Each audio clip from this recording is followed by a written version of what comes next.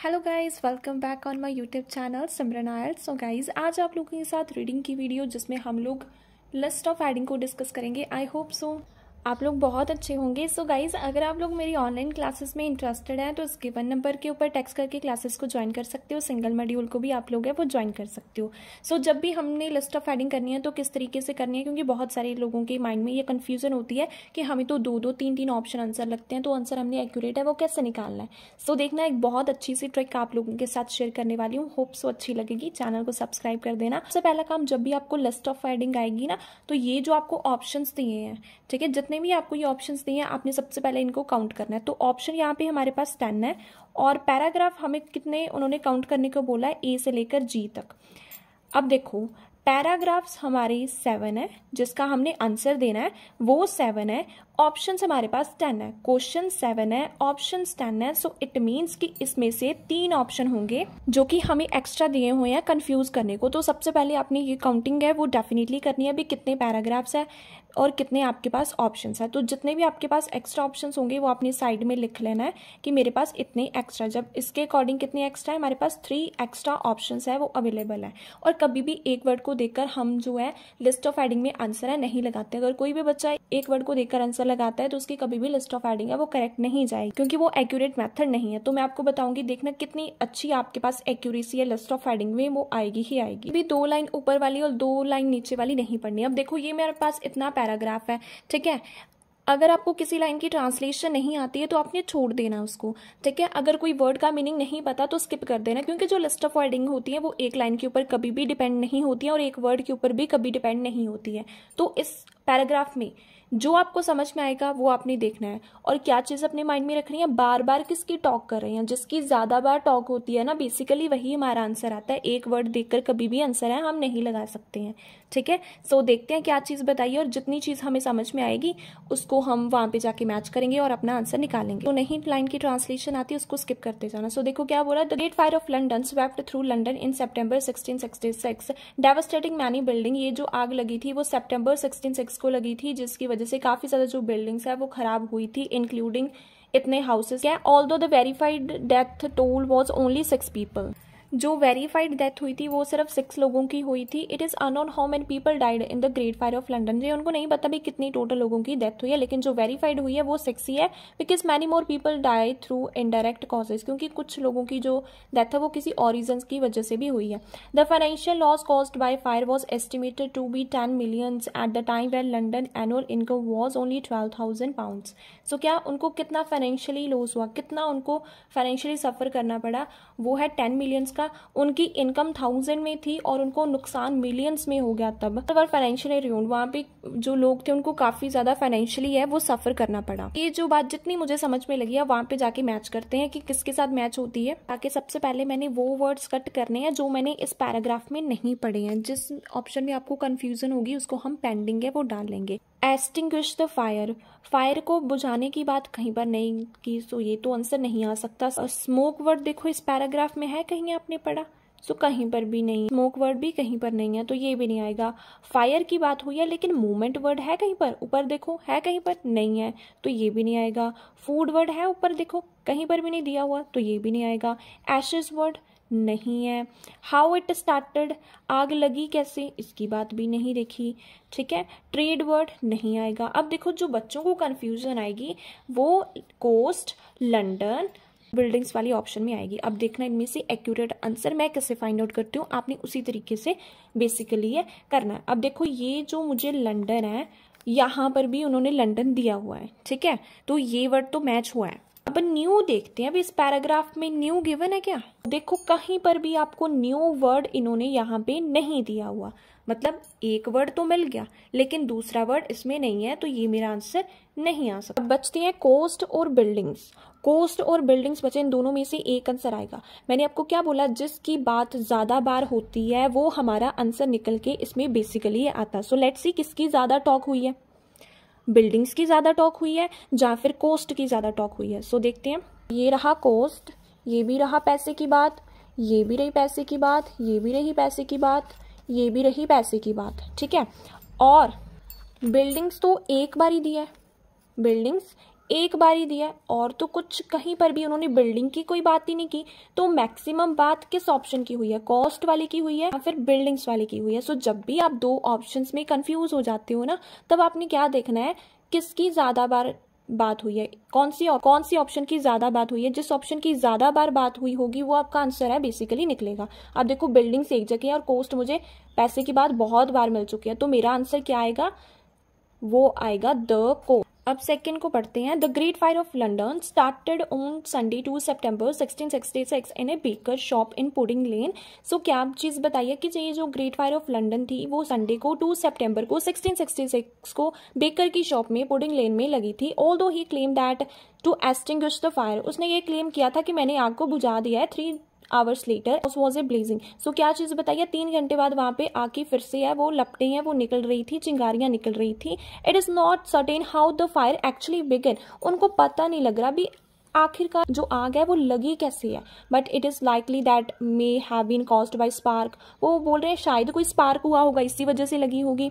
ठीक है, मतलब वो क्या चीज बता रहे हैं, सिचुएशंस बता रहे हैं। एक्चुअल में उनको पता नहीं है कैसे लगी, कुछ बोल रहे हैं स्पार्क की वजह से, कुछ बोल रहे हैं फ्यूल की वजह से लगी है। ठीक है, फिर उसके बाद बोल रहे हैं कि ये जो सेलर था वहां पिच पड़े थे, सो शायद इसी वजह से जो आग है वो लगी थी। अब ये जो बात इसमें हमने जितनी समझ में आई है, अगर आपको 20% भी समझ में आ गया है ना, तब भी आप लिस्ट ऑफ हेडिंग को कर सकते हैं। सिर्फ करने का तरीका आना चाहिए आप लोगों को। ठीक है, सो द कोस्ट तो किसी का आंसर नहीं आएगा, इसको तो मैं कट कर देती हूँ। अब सबसे पहले वो वर्ड कट करेंगे जो हमने इसमें नहीं पढ़े हैं। सो देखो बिल्डिंग्स की बात इसमें कहीं पर भी आप देख लो नहीं हुई है। सो इट मीन्स कि ये जो बिल्डिंग वाला है ये तो किसी का आंसर नहीं आएगा। ट्रेड वर्ड देखो, ट्रेड उस पैराग्राफ में कहीं पर भी नहीं है, तो ट्रेड भी नहीं आंसर आएगा। एशेस वर्ड देखो, इसमें पैराग्राफ में कहीं आपको एशेस की बात मिली है, कहीं पर भी एशेस की बात है नहीं दी हुई, तो ये भी आंसर नहीं आएगा। फूड भी वर्ड देखो उस पैराग्राफ में नहीं है। फिर उसके बाद फायर की बात तो है, लेकिन आग किस तरफ को जा रही थी, मूवमेंट क्या थी आग की, वो नहीं बताई है, तो ये भी नहीं आएगा। स्मोक वर्ड भी देखो उस पैराग्राफ में नहीं है, तो ये भी नहीं आएगा। ठीक है, न्यू लंडन, लंदन की बात है लेकिन न्यू वर्ड वहां पे कहीं पर भी नहीं है। अब देख लो ध्यान से, कहीं पर भी आपको न्यू की बात है वो नहीं मिलेगी। बेसिकली बचा है हमारा extinguish the fire and how it started. ठीक है, इन दोनों की हमारी जो बात है बेसिकली हुई है। अब देखना क्या है, कौन सा आंसर मेरा आएगा।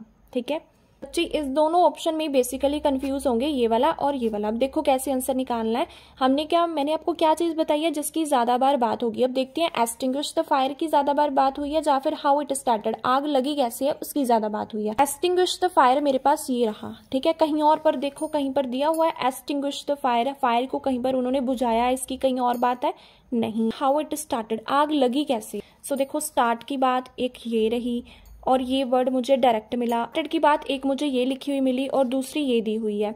और पूरे पैराग्राफ में भी मैक्सिमम टॉक किसकी हुई है कि आग लगी कैसे। उन्होंने यही बताया ना, कुछ बोल रहे हैं फ्यूल की वजह से लगी है, कुछ बोल रहे हैं स्पार्क की वजह से लगी है, कुछ बोल रहे हैं पिच की वजह से लगी है। सो मैक्सिमम टॉक किसकी हो रही है भाई, लगी कैसे है। एक्सटिंग्विश द फायर सिर्फ एक जगह पर था, लेकिन ज्यादा टॉक किसकी हुई है, हाउ इट स्टार्टेड, आग लगी कैसे है। तो डिफरेंट उन्होंने क्या अजम्पशंस बताई थी, शायद इस वजह से लगी हो, इस वजह से लगी हो। तो हमारा आंसर इसका कौन सा आएगा, हाउ इट स्टार्टेड, क्योंकि ज्यादा टॉक किसकी हुई है, हाउ इट स्टार्टेड की हुई है। ठीक है, तो इसको भी हम कट कर देते हैं। अब नेक्स्ट जो हमारा पैराग्राफ है उसको रीड आउट करते हैं। आई होप सो आपको समझ में आया होगा कि मैं किस तरीके से इसको सॉल्व कर रही हूँ। तो जब भी आप 2 ऑप्शन में कंफ्यूज हो जाते हो तो आपने क्या देखना है, किस ऑप्शन की मैक्सिमम बात आपको पीछे मिलती है पैराग्राफ में, जिसकी मैक्सिमम बात मिलेगी वो आपका हमेशा एक्यूरेट आंसर है, लिस्ट ऑफ हेडिंग में वो आएगा। अब जो हमारा सी है उसको पढ़ते हैं। The fire spread quickly down pudding lane, कहते कि अब फायर है वो स्प्रेड होना शुरू होगी पुडिंग लेन की तरफ, फिर उसके बाद डाउन फिश हिल की तरफ चलेगी, फिर थेम्स की तरफ चलेगी। The fire continue to spread rapidly, बहुत तेजी से आग फैल रही थी। Help by a strong wind from the east, क्योंकि हवाएं चल रही थी वहां पे। When it reach the Thames, जब आग थेम्स पर पहुंची, इट हिट वेयर हाउस, लग गई। दैट वर्स, वहां पे क्या था, ऑयल और रॉप्स है वो पड़ी हुई थी। Fortunately the fire could not spread south of the river, वो इस तरफ नहीं गई।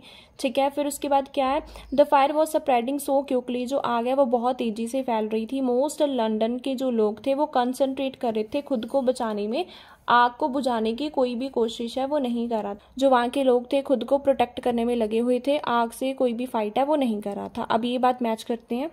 सो सबसे पहले वही वर्ड्स कट करते हैं जो हमने इस पैराग्राफ में नहीं पढ़े। सो न्यू लंदन देख लो, कहीं पर भी आपको नहीं दिया हुआ, ठीक है।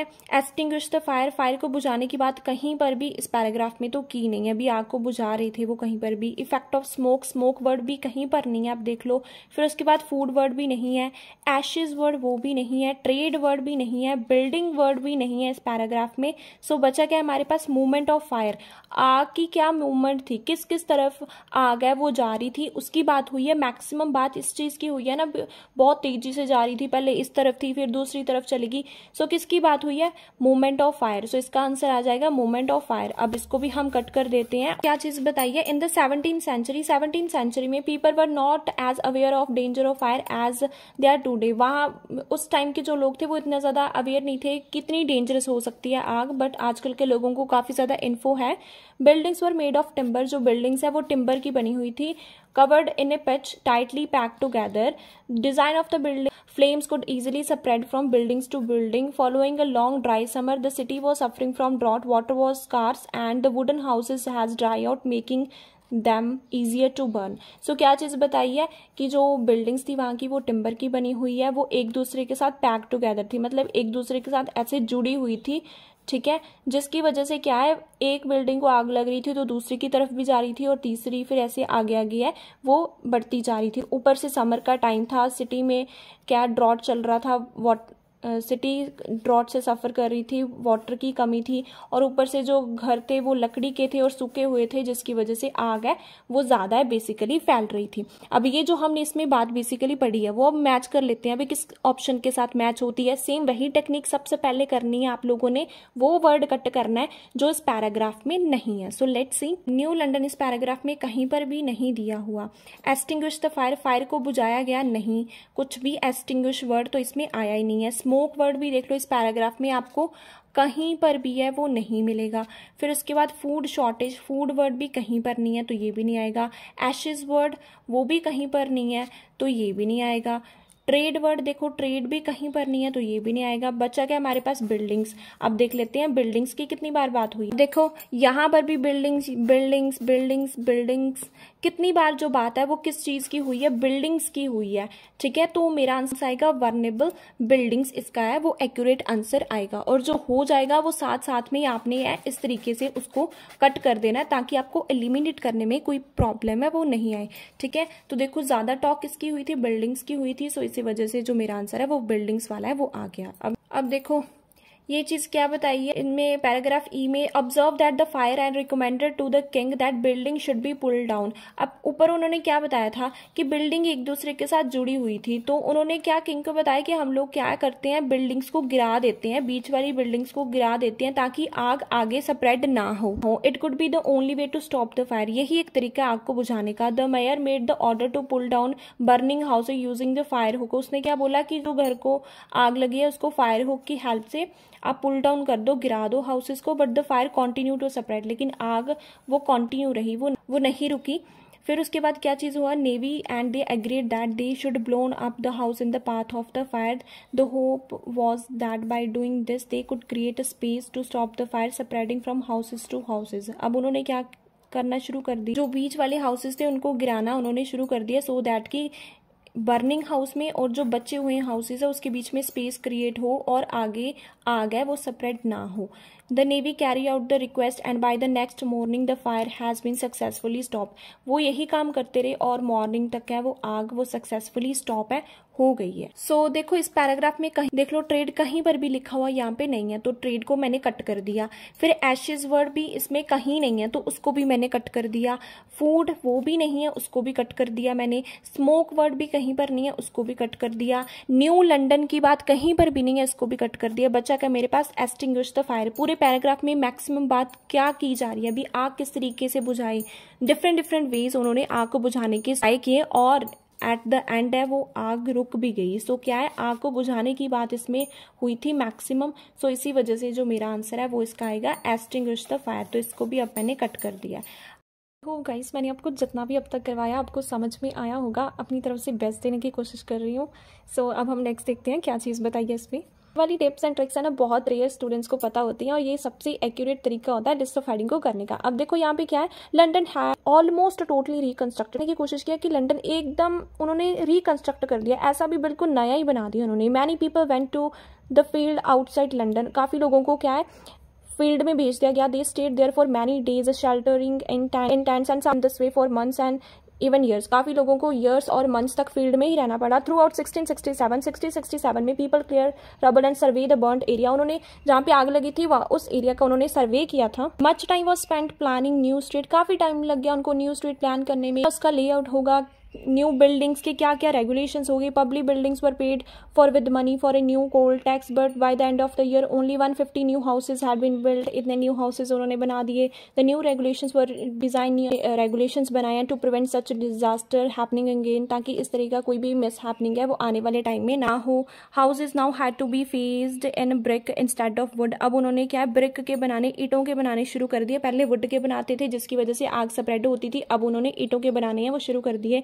सम स्ट्रीट्स वर वाइडन्स, कुछ स्ट्रीट्स हैं उनको क्या कर दिया वाइड कर दिया। स्ट्रीट्स वर क्रिएटेड, नई स्ट्रीट्स हैं वो भी बनाई गई। This enable the plague which was common in London at that time to spread easily, वहाँ पे एक बीमारी भी फैली थी जिसका नेम प्लेग था जो कि काफी इजिली स्प्रेड है वो हो रही थी। Many people died from this, और काफ़ी लोगों की इसकी वजह से वो डेथ भी वहाँ पे हुई थी। अब ये चीज़ मैच करते हैं किसके साथ मैच हुई है। सबसे पहले तो वो वर्ड कट करने हैं जो मैंने इस पूरे पैराग्राफ में नहीं पढ़े हैं। फर्स्ट वर्ड है ट्रेड। सो देखो, इस पैराग्राफ में देख सकते हैं कहीं पर भी आपको ट्रेड वर्ड नहीं मिलेगा, ये ऑप्शन आंसर नहीं आएगा। एशेज वर्ड कहीं पर नहीं है, ये भी आंसर नहीं आएगा। फूड वर्ड नहीं है, ये भी आंसर नहीं आएगा। स्मोक वर्ड नहीं है, ये भी आंसर नहीं आएगा। क्या आएगा, न्यू लंदन, एकदम नया लंदन उन्होंने बना दिया। मोस्ट टोटली रिकंस्ट्रक्टेड, लंदन को एकदम उन्होंने नए जैसा ही फिर से बना दिया। फिर आगे उन्होंने एक्सप्लेन किया अभी क्या क्या उन्होंने चेंजेस है वो किए थे लंदन में, तो इसका आंसर आएगा new London. I hope so guys आपको समझ में आया होगा कि मैं किस तरीके से सोल्व कर रही हूँ। अगर आप 2 ऑप्शन के बीच में कंफ्यूज होते हैं तो आपने क्या देखना है, किस ऑप्शन की मैक्सिमम बात आपको पीछे पैराग्राफ में है वो मिलेगी। जिस ऑप्शन की बात आपको ज्यादा इस पैराग्राफ में मिलेगी वो आपका बेसिकली है वो आंसर है आएगा। और जो भी बच्चा एक वर्ड को देखकर आंसर लगाता है बिल्कुल गलत मेथड है। आपने पूरा पैराग्राफ पढ़ना है, चाहे पैराग्राफ 10 लाइन का, अगर आपको बीच में 4 भी समझ में आ गई ना तब भी आप आंसर निकाल सकते हैं। अगर आप इस टेक्निक के साथ करके देखोगे तो आपको बहुत ज्यादा फायदा होगा। ये बहुत यूनिक टिप्स हैं जो मैंने आज आप लोगों के साथ शेयर किया। आई होप आपको समझ में आया होगा। Thank you so much for watching Simran IELTS.